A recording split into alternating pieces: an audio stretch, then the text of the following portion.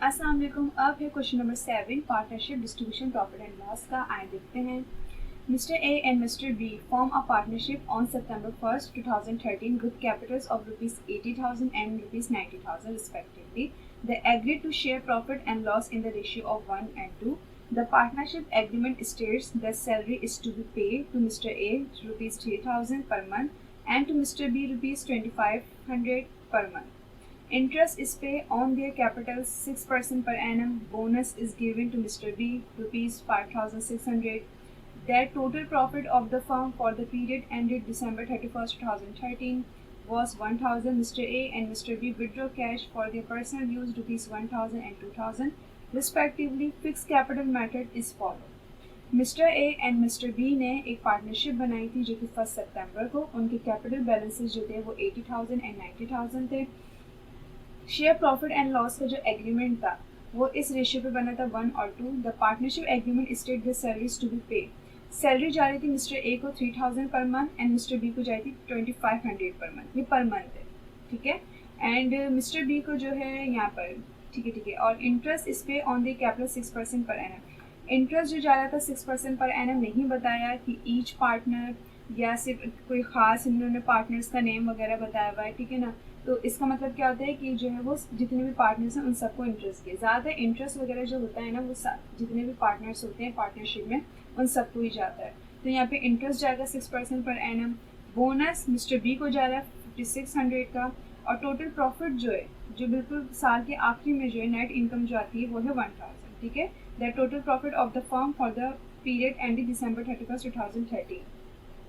Ended net income जो आई इनके पास वो 1,000 की आई है। मिस्टर एंड मिस्टर बी ने कैश जो विड्रॉ किया पर्सनल यूज़ के लिए। इट्स मीन कि ये ड्राइंग है और कितनी 1,000 एंड 2,000 की। फिक्स मेथड जो है फिक्स कैपिटल मेथड जो है वो ये फॉलो करते हैं। रिक्वायर्ड देख लेते हैं। Prepare income distribution summary, set up T accounts for partners current account, make posting there in and balance the account. यहाँ पे इनकम डिस्ट्रीब्यूशन समरी बनानी है एंड टी अकाउंट्स बनाने। आगे जो बैलेंसिंग वगैरह का कहा हुआ है वो ये होता है कि balance C T and balance B T जो हम करते हैं टी अकाउंट्स में वो। और टी अकाउंट में अगर ये नहीं कहा जाए तो हमें फिर भी बैलेंस करना ही होता है, ठीक है ना। तो इसलिए यही बैलेंस का जो ये आगे है तो इससे कंफ्यूज नहीं होएगा।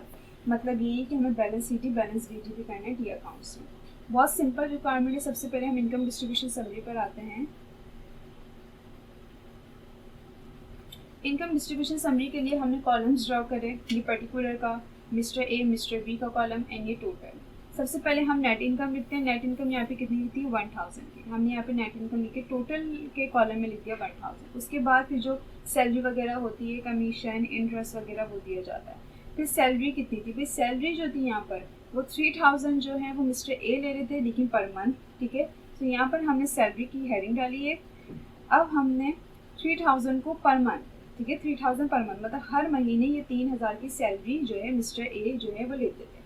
अब हम देखेंगे कि यार ये जो अकाउंटिंग पीरियड है मतलब 3,000 जो है ये हर महीने लेते थे तो इस साल इन्होंने कितनी ली, क्योंकि इनकम डिस्ट्रीब्यूशन समरी में जो ये करंट ईयर है, ठीक है, करंट ईयर यहाँ पे कौन सा 2013 चल रहा है। सिर्फ 2013 में कितनी सैलरी इनको मिल गई हमें सिर्फ वो यहाँ पे इनके कॉलम में मेंशन करनी है। तो 3,000 को अगर ये 12 महीने यूज़ करते तो हम क्या करते 12 से मल्टीप्लाई करते थे।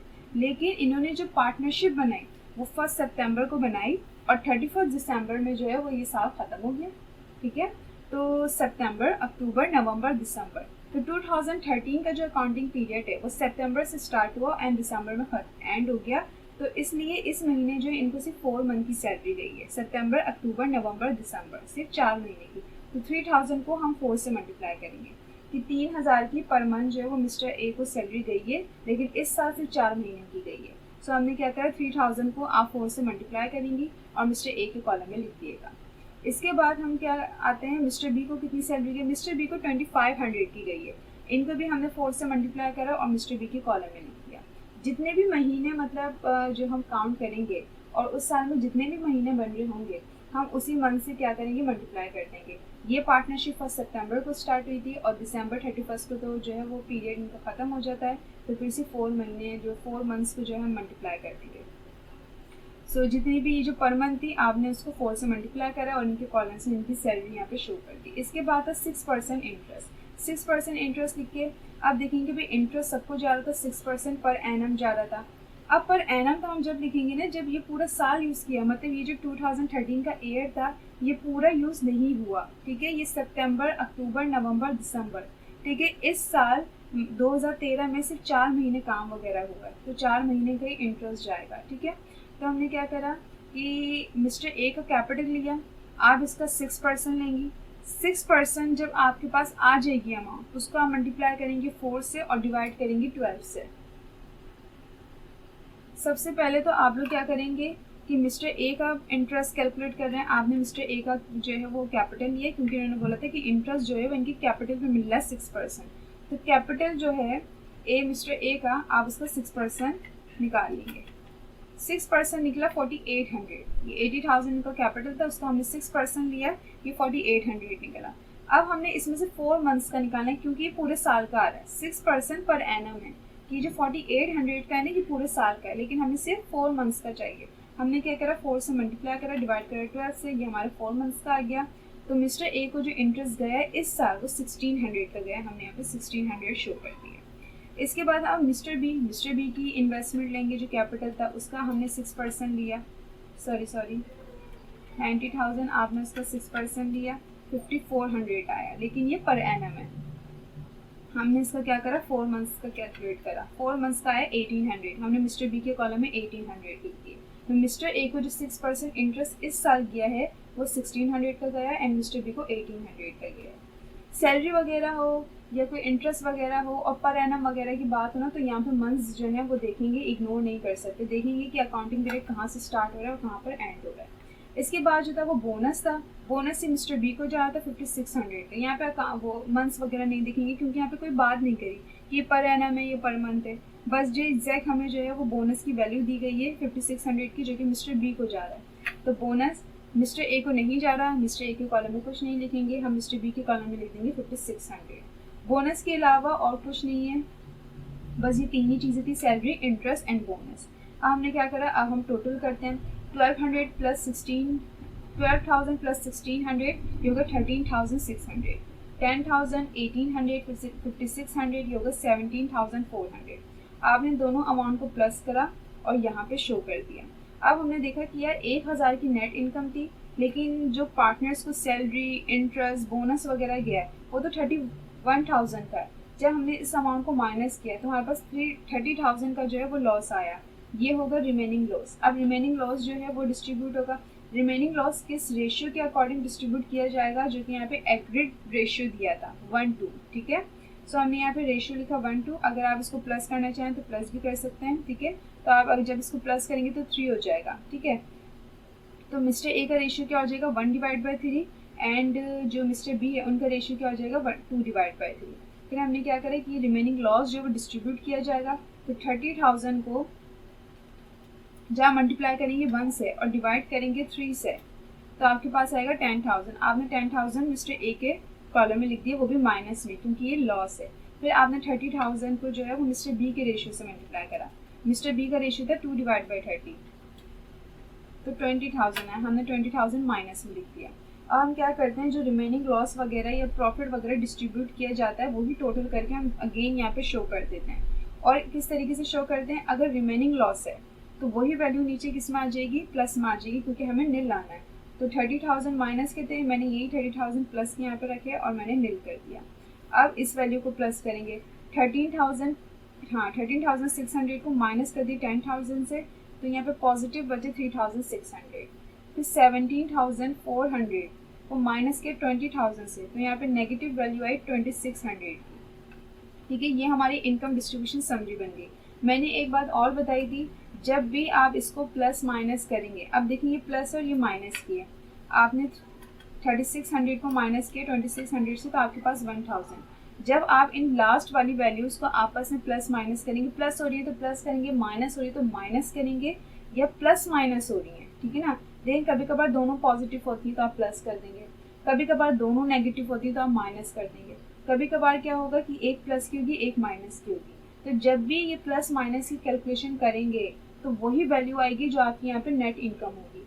अगर ऐसा नहीं हुआ, अब देखिए मैंने प्लस 3,600 और माइनस 2,600 जब करा तो मेरे पास 1,000 है, मतलब नेट इनकम या नेट लॉस जो भी दिया जाएगा वही वैल्यू आनी चाहिए, ठीक है। ये वैल्यू इसकी इक्वल होंगी जब भी हमारी इनकम डिस्ट्रीब्यूशन समरी जो है वो करेक्ट बनी होगी। इसके बाद आ जाते हैं टी अकाउंट्स पर।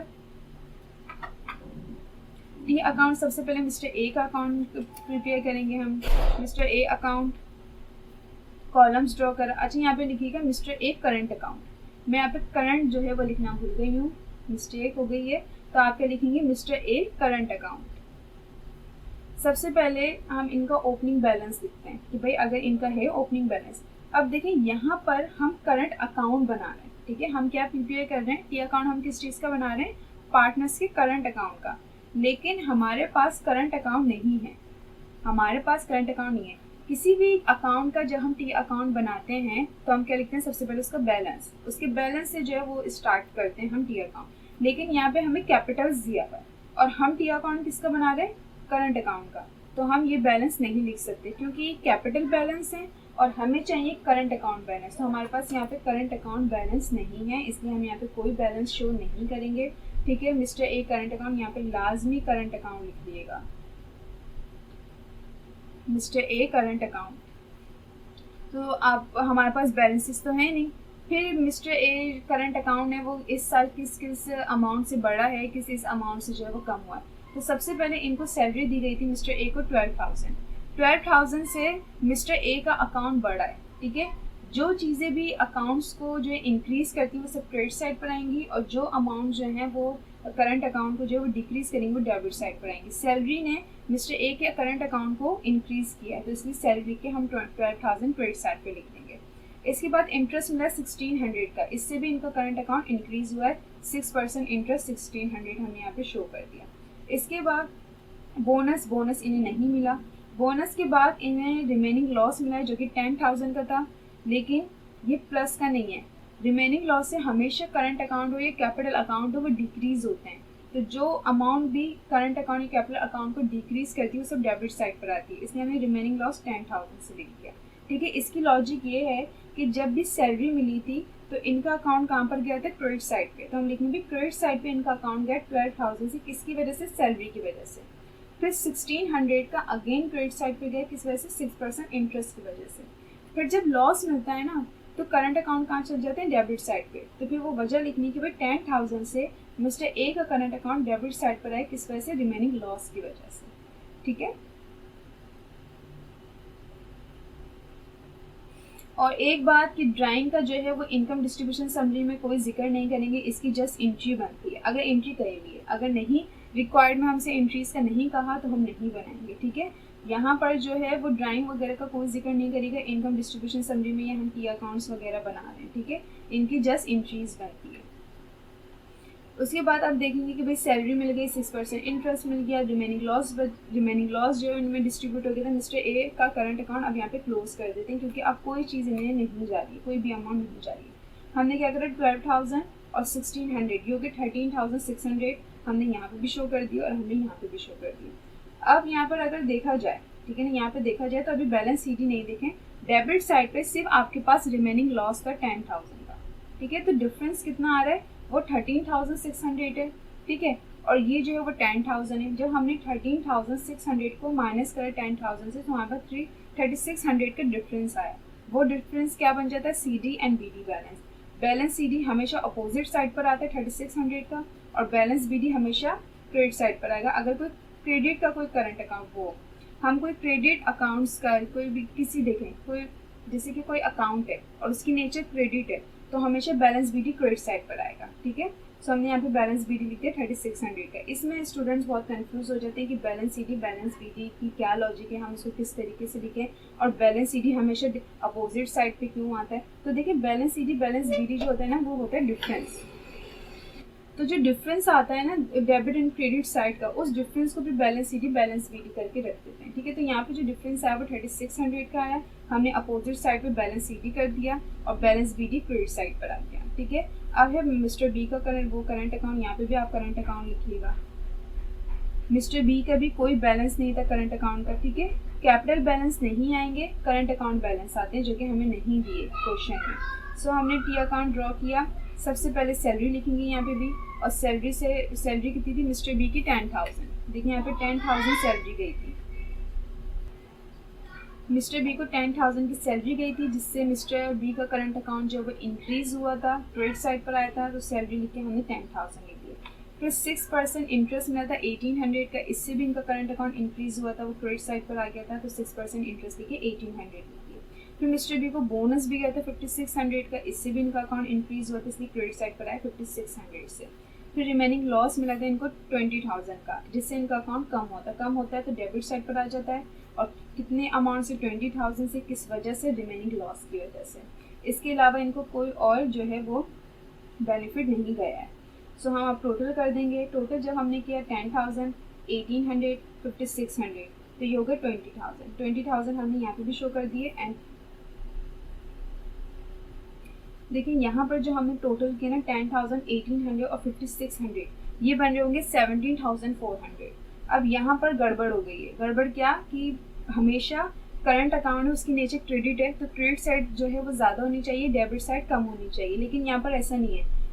क्रेडिट साइड 17,400 आ रही है और डेबिट साइड 20,000 आ रही है, तो फिर जो साइड जो है वो ज़्यादा होगी उस साइड को हम दोनों जगह शो करते हैं। तो यहाँ पे 20,000 हमने शो करे और 20,000 हमने शो कर दिए। अब जो डिफरेंस आया, अब आप क्या करेंगे कि 20,000 को आप माइनस कर देंगे 17,400 से, क्योंकि ये क्रेडिट साइड जो है वो 17,400 है एंड डेबिट साइड जो है वो 20,000 है। जब हमने इसको माइनस किया तो डिफरेंस आया 2,600 का। अब यहाँ पर जो है क्या होगा, बैलेंस सीधी अपोजिट साइड पे नहीं आएगा, अब क्रेडिट साइड पर आएगा, ठीक है, क्योंकि कमी कहाँ हो रही है, कमी जो हो रही है वो क्रेडिट साइड पर हो रही है, तो बैलेंस सीधी अब अपोजिट साइड पे नहीं आएगा, अब वो क्रेडिट साइड पर आएगा। बैलेंस बीडी अब डेबिट साइड पर आ जाएगा 2,600 से, ठीक है। कभी भी ऐसा हो कि क्रेडिट साइड जैसे अकाउंट्स का आप ये अकाउंट बना रहे हैं और क्रेडिट साइड जो ज़्यादा नहीं, डेबिट साइड ज़्यादा है, तो फिर जब ये उल्टा हो गया तो फिर बैलेंस सीडी भी उल्टा ही रखेंगे। कहाँ रखेंगे हम, अपोजिट साइड पे नहीं, क्रेडिट साइड पे रखेंगे, और बैलेंस बीडी डेबिट साइड पर आएगा। या ये कह लें कि सीडी हमेशा वहाँ आता है जहाँ जो है कमी हो रही होती है अमाउंट की। तो कमी कहाँ हो रही थी, 2,600 की कमी यहाँ हो रही थी, क्योंकि ये साइड ज़्यादा है और ये साइड कम है। मिस्टर ए की करंट अकाउंट में कमी कहाँ हो रही थी, डेबिट साइड पर होती 3,600 से, तो बैलेंस सीडी कहाँ है, जहाँ कमी हो रही थी, ठीक है। इस तरीके से हमने जो है मिस्टर ए का करंट अकाउंट, मिस्टर बी का करंट अकाउंट जो है सेटअप कर दिया, इनकम डिस्ट्रीब्यूशन समरी बन गई है। क्वेश्चन नंबर 7 जो है वो कंप्लीट हो गया। यहाँ पे जो एंट्रीज का नहीं कहा था रिक्वायर्ड में, सिर्फ income distribution summary and T accounts कहा था। यहाँ पर ड्राइंग्स वगैरह भी थी। ड्राइंग का मैं एक और दफ़ा जो है वो एक्सप्लेन कर दूँ कि ड्राइंग हमेशा जो है partnership distribution profit and loss में ड्राइंग की जो है ना वो एंट्रीज बनती हैं। ड्राइंग का हम इनकम डिस्ट्रीब्यूशन समरी में कोई डिस्कशन नहीं करते उसकी, नए उनके करंट अकाउंट वगैरह हम लिखेंगे। हमने टी अकाउंट्स भी जो है वो ड्राइंग के बगैर ही बनाए हैं। ड्राइंग की सिर्फ जो एंट्रीज बनती है इस टॉपिक में। ये क्वेश्चन जो है क्वेश्चन नंबर 7 वो आप लोग का कंप्लीट हो गया है।